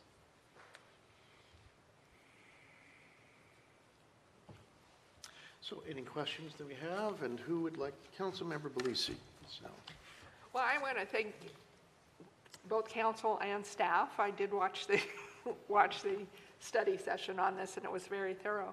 One thing I was thinking about today, as a matter of fact, so I apologize for not asking the question of staff earlier. I know these proposed code amendments, you had stated will save development costs, but what kind of cost is there to the city in the form of lost permitting fees or et cetera? Is there any cost associated to the city? For the for the short plat or short subdivision process, so if an applicant came in now and proposed, let's say, a 6-lot subdivision and had to go through the preliminary and final plat process, there's about an $18,000 difference in the application fee. So that would be a loss of revenue for any proposed subdivisions that would fall in that 5 to 9 range. We've done one in that 5 to 9 range that I'm aware of in the 20 years that I've been doing them, and I did it a year and a half ago. And so I don't see a huge significant amount with regards to that.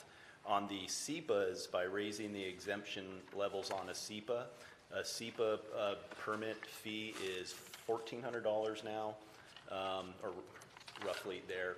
So by raising the exemption levels, we would probably eliminate 1 to 2 SEPAs a year that might come to the city. So that's, under $3,000. Okay, so actual cost to the city is minimal, but the benefit goes towards the developer and then the potential homeowner or apartment correct. renter, in the fact that there are fewer or lesser costs to build single-family homes and or multi. The costs and for a subdivision potentially in that range of 5 to 9 lots, it decreases the time, which I think is even more significant of a value to a developer by saving 4 to 6 months. Right. Thank you. Okay. Mayor Pro Tem Figueroa. Thank you, Mayor. I just want to clarify that point, Councilmember Belisi, and for staff and everybody else, and that is that in the real market with developers, just because they got a discount or a savings in the development doesn't mean that it'll pass on to the renter or property owners, because it's called market rent. So even if they cost them a lot less, if the market rent's over here, that's what they're going to charge. So it doesn't really equate. What it does equate to, though, is them willing to build and risk and invest in development housing, which we want. So, and if we're lucky, they may translate that to a little bit less, but that's not necessarily true. Just want to clarify that. Thank you. No, that's true. It is market-driven, Right, council member. However, this does provide some incentive to Yes. Okay. potentially get costs reduced. So other questions about the ordinance before we go to public comment? Any Any other questions? Not right offhand that I'm seeing. And let me just, I had a couple of notes. So if I may, Kevin, with regards to the lost revenue, while the city is not charging those fees, the city is charging those fees because we process those permits, we incur work, we're not doing that work. So there's some offset in terms of workload impact as well. Is that right? Correct. Yeah. Oh, okay. And time is perhaps the highest value of all, as you pointed out before. Yes. Okay. Then let's move on to public comment and invite folks that are here. Anyone who would like to make comments, you have 3 minutes to address the council and you're welcome to come up and do that. Please let yourself make yourself known. And then additionally, online, we'll be taking comments online. Again, the instructions are on your screen, and you can follow those instructions to tell us if you'd like to make comment as well. Is there, Mr. Boykin, would you like to make comment on this as well? Mr. Mayor, I would. Frank Boykin, 6310 62nd Street, Court West, University Place, Washington, 98467. Just wanted to thank you. It is just really good to know that our leadership's been in great hands. It's also good just to be back. This is the first time I've had a chance to actually come back since serving on the Planning Commission, which has also been a joy. So I just wanted to just reiterate, thank you so much. It's good seeing everyone. I didn't want to daylight for the public just how endeared I am to each of you in terms of personal relationships, but I might as well just do that now since it's a public meeting. So thank you again. That's all I wanted to do. Just say thank you. Appreciate being here. Just appreciate your service. And Mr. Boykin, thank you for your service in our Planning Commission and in the community. It has helped us all. With that, are there any online comments? There are none. I think we're ready to close the public comment period and start our discussion of the issue for vote. Mayor Pro Tem Figueroa makes a motion to pass an ordinance amending the UPMC Title 17 Critical Areas and Title 21 Subdivision Regulations to begin the implementation of the Housing Action Toolkit. Thank you, Mayor Pro Tem. And a second? This is Councilmember Belisi. I second. Thank you, Councilmember Belisi. We have a motion and second that are in order, and we can proceed. Councilmember McCluskey. Okay, thank you. Just a quick comment here. I'd like to thank the Planning Commission and the city staff, and I know your first name is Kenneth. Oh, George, Mr. George, for bringing the low-hanging fruit of our Housing Action Toolkit forward.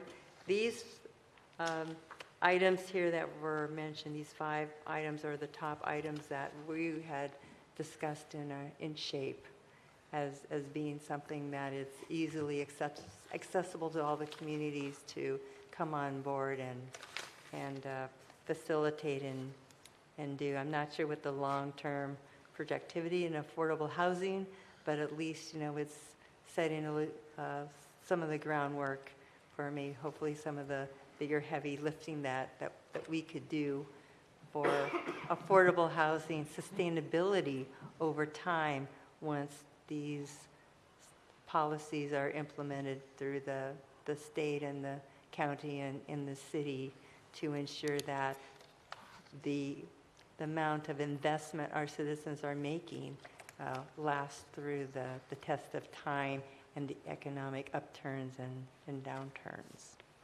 Thank you. Thank you, Councilmember McCluskey. Councilmember Keel. Yeah, thank you, Mayor. And I would thank you both for your reports to us at the end of the study session. Great job of explaining all the points. And I will admit up front, I was a little dense at the very beginning, trying to get my head around all the stuff. But I think you have cleared it up for me to where I understand really the goal here and how it's going to be beneficial. I still think that there is some nexus between this and what the state is doing in the process of doing, maybe not directly, but certainly something indirectly. And I would be interested as we move forward into this year and after the legislature is closed down and we see what the impact is to what they've done, how does now what they have in law, how does that impact the things that we've done. I'd be really interested in looking and seeing and understanding that piece and how it's going to impact us with our consortium of housing and what are we going to do around all those things. And then to add on to that, just the whatever it is the county is going to do with what they're, I didn't hear the vote. I don't know if they enforced it or not, so I don't know. So they didn't. So it's just there's a lot of stuff hanging over our heads now, I guess, to summarize all that stuff, to see how we move this stuff forward. So, thank you, Mayor. Thank you, Councilmember Keel. Councilmember Wood, followed by Councilmember Fleming. Thank you, Mayor. So just briefly, a couple things here. This is, I know we mentioned how this actually helps developers because it takes a lot of the time off for them to make a project, and that's important. I also think I also want to reiterate how important this is to to housing in general. This is something I think everybody agrees on. If it's too difficult to build housing, housing doesn't get built. And so taking barriers away from that process, I think this is value added. And thank you during the study session of clarifying how other regulations cover the environmental concerns now as opposed to when this was first implemented. So we are still, we still have mechanisms to protect the environment. We're still trying to build supportive housing, and we are making it so that it's easier for developers to actually get this done. And the one thing I'd like to point out is just going forward, I think it's every level of government is right now working on housing. State is, county is, city is, and I think it's very important that the city get out ahead of this power curve. I think what you're proposing here is our first step, but if we don't get ahead of this power curve, somebody else is going to tell us what to do. Even after this session closes this year in state, something else will come up next year, and I'd rather we be ahead of the curve and trying to control our future rather than having somebody else control it for us. So thank you for this. I think this is a great first step, but I do think we need to keep on going after that and making sure we're implementing sound decisions, and then we are communicating that with our county leaders and our state leaders to let them know that we are taking action and don't need their help. So Good luck with that. we'll try. Thank you, Mayor. You're welcome. Councilmember Fleming. Thank you, Mr. Mayor. Ken and Kevin, I just want to say real quick, thanks for the work again that you've done.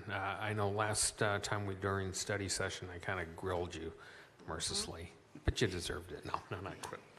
But you know, when we do talk about the environment and the threats that we have to that, I appreciate the explanation that you all provided and the work you did on ensuring that although we're creating some shortcuts, we're still preserving that. I know we've talked earlier this evening about economic development and being business friendly. As I see this, it does encourage some more development, but I think in a responsible manner. So for that, I think I can get on board with this particular initiative. And again, I continually appreciate the work you all do when it comes to the thoroughness. So appreciate that and your patience when we give you a bad time. But nonetheless, I think it's all to the benefit of the community at large. Our job's to ensure that we provide a safe and friendly environment. And I think this is one of those initiatives that will contribute to that. So thank you. I'm done. Okay, very good. Thank you, Councilmember Fleming. And Councilor Pro Tem Figueroa. Thank you. Thank you, Mayor. So once this is, and ditto on everything that everybody has said, but once this is implemented or on the books, how do we get it out to the folks that can actually use it? Builders, realtors, developers. So, you know, is there like a announcement to those organizations to let them know that we've made these changes so that they know? I mean, again, we could put it in our books, but like many things on government books, unless somebody knows, they may, because this is meant to entice people and encourage them to, you know, if they were thinking about it, to go ahead and do it, because now is less cost. But if they don't know, they may not jump on it. So how would you do that? Well, How would that happen, I should say? Maybe not you per se, Kevin, but, you know, how would this happen within the city to get the word out? That's a question I can tell you put some thought into, and that will take us to put a little bit of thought into it as well, probably. Just a couple of feedback on how it would get out there. SHAPE, who Kenneth is our representative from a staff level, has been presenting and letting that group know, so the word gets out through that group to the community. We have regular meetings and discussions with the Master Builders Association, so we would definitely put it on their radar that we've made these changes. Obviously, we can do it through other releases to the community as well. You know, we get phone calls and emails on potential development sites on a daily basis. So, and a lot of them are from some, you know, regular groups of developers that come in, are looking to develop, and so during those discussions, we'll be getting the word out there. But I would definitely put it on our radar to try to think of other ways we can get that word out. Okay. Thank you. Thank you, Mayor. All right, very good. Councilmember Pro Tem, or excuse me, Mayor Pro Tem Figueroa. So, let's see, a few quick comments from my perspective as well then. I think this is a good piece of work for us. It certainly follows the Housing Action Toolkit plan that our community and our Planning Commission invested in. And very much like Councilmember Wood said, this helps demonstrate that we are sincere about our interest in addressing affordable housing needs in our community and finding tools to be able to do that. That helps our legislative agenda, it builds our credibility, and besides, in our current environment, I think it's the right thing to do. When we talk about how this changes things, it does make it marginally less expensive for a developer, but really it's the time issue that makes the world's biggest difference. This can cut months, and in some cases years, off of a project. And when you cut 18 months off of a subdivision, for example, that's more certainty. The market doesn't move, it doesn't shift in such a complete way, typically. And developers become a little more at ease about coming in here and creating the missing middle that we want to have in our community. So this, I think, is a key tool. I'm happy to support that. I can understand it may be perceived as sort of a step backwards in certain areas. However, as you come to look at the environmental rules that exist, that have come about since SEPA was created in the 60s or 70s, I've forgotten which, there's been quite a bit of work to cover those bases. And it doesn't eliminate SEPA except for some of the projects that were on the margins in any case about needing environmental review. So all of that in mind, I'm happy to support it, and I think it's about time I took a vote. So let's move forward with that, and we're going to do a roll call vote. Councilmember Keel? Councilmember Keel? Aye. Councilmember Wood? Councilmember Wood? Aye. Councilmember McCluskey? Councilmember McCluskey, aye. Councilmember Fleming? Councilmember Fleming, aye. Councilmember Belisi? Councilmember Belisi, aye. Mayor Pro Tem Figueroa? Aye. And Mayor Worthington. Mayor Worthington, aye. Vote results 7-0. Motion carries. Motion passes. And with that, that concludes our portion of the evening devoted to considering items. But we still have some reports to deal with, right? Yes. Do we Okay. need an extension, as we only have 8 minutes left? That depends on council, I suppose. I think we should make a run for it and see what happens. So, all right. Mr. Sogg, you get to lead us off as usual. Very quickly, Grandview Drive overlay, northbound lanes are going to be paved tomorrow and Wednesday. The southbound was paved last week. Chambers Creek Road, most of the south side sidewalk has been installed. They're now prepping for the north side, curb and gutter. Cirque Park trail paving, that bid was open last week, so expect that you will anticipate a bid award in the forthcoming council meeting. Finally, 37th Street Court along Homestead Park, that was grant funded. That's out to bid, opens next Tuesday, and that's my report, Mayor. Very good, Mr. Zugg. Thank you. Appreciate all the different activities we've got going on. It'll be a busy season. Mr. Keel's out of the room, but let's go to Mr. Wood in his absence. So, or Councilmember Wood, excuse me. I have no comments today. Very good. Thank you, Councilmember Wood. Let's see, Councilmember Belisi. No comment? The other one. The other. No comment. Councilmember McCluskey. Thank you. Zootech Authority had their board meeting. Their numbers are looking pretty phenomenal. So that their financials is looking great. They're getting ready for, the zoo is getting ready for a new accreditation. So they're putting all those pieces together, and I'm sure they're going to have an amazing outcome, just like the Trek did a year ago. And they showed us some pictures of the trams that have started to arrive, and they're pretty darn cute. They're green and white, and they have this huge sunroof from the front to the back, and I think just an overall cuteness rating, you know, they're going to be pretty popular. And they're all electric, and they have a new tram station to house the trams and also for the visitors to hop on and off. And they're keeping their safari tours open because it was so popular at the Trek as well. I also attended, as well as Mayor Pro Tem Figueroa, the PCRC meeting, the Pierce County Regional Council, last Thursday. There was a presentation by Heather Moss for the Pierce County Affordable Housing, and talking about the use of the 0.1% sales tax increase that's tied to House Bill 1590. And so talked about that and some of the uses that the county is looking for. She couldn't go into a lot of specifics or details because it hadn't passed the county council yet. So, and also talked about the 2022 needs assessment and some of the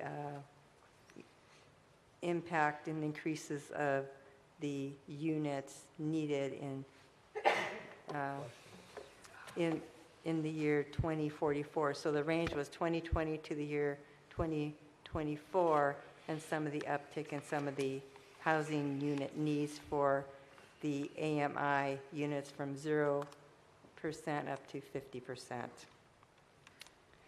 And Tiffany Spear of the OCC committee for the Growth Management Committee expressed, which is an interesting comment to me, is that even though we have upticks in our housing requirements, the commerce calculations have come in higher.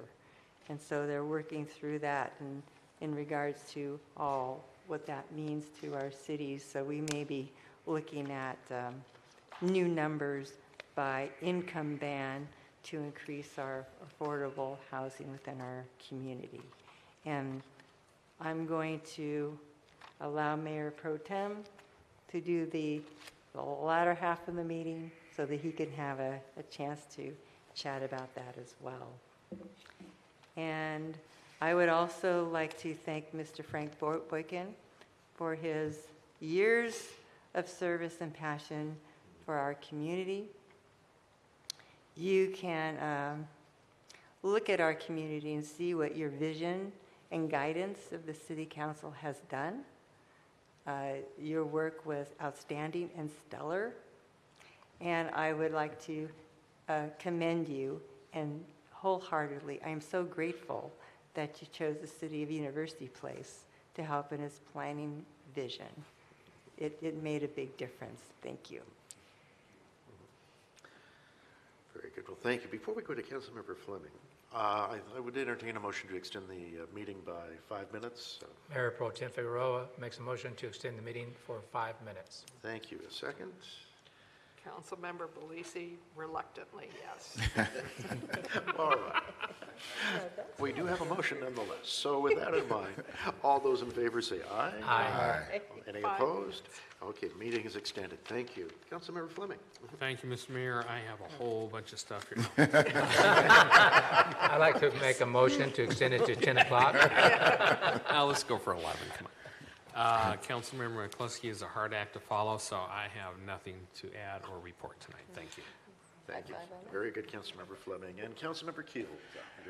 Thank you. Just real quickly, my comments are a prelude to what we'll hear from me next time. This week is the NLC Cities Summit, starting later on this week back in DC, where we'll be focused on all things broadband at the national level. That same day, on Thursday, we'll be at a Sound Transit meeting. That meeting is going to be is the big vote for West Seattle Ballard alignment. This is something that we have been working toward for the past year and a half. Different stations, they go from Ballard, from West Seattle to Ballard. If you understand how that's laid out, that's a long way, you know. And so billions of dollars. And so we'll be debating that and voting on that. So I'll have more to say when that's all done. More coming. Well, thank you. Well, Mayor Pro Tem Figueroa. Thank you, Mayor. Mine is short. As you know, the PSRC report, which we did meet, I sent it to you via email. I encourage you to read it. It's from the PSRC themselves. I also encourage you to really go to their site. It's very, very nice, and it's very informative. You might even find some little gold nuggets for yourself. And that being said, the only thing from the PCRC is that I did volunteer for one more thing. But it's a shorter one. There was someone on the council that wanted to have our council pass proclamations. And there was a debate whether we should or shouldn't as a council. And so the operating committee, which consists of only 2, and I said there should be more than 2 people if you're going to bring a recommendation to the council. Nobody raised their hand, as you can imagine, that council. If you're one of those council members out there that are listening to this, you know it's true.